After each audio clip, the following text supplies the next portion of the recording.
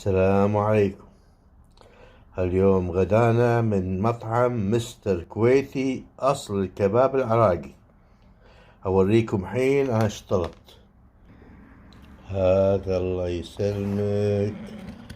عرايس عراقي، وهذا الحمص، وهذا خبز إيراني. الحين بغطر لكم الكباب وهالسوالف وأوريكم إياه.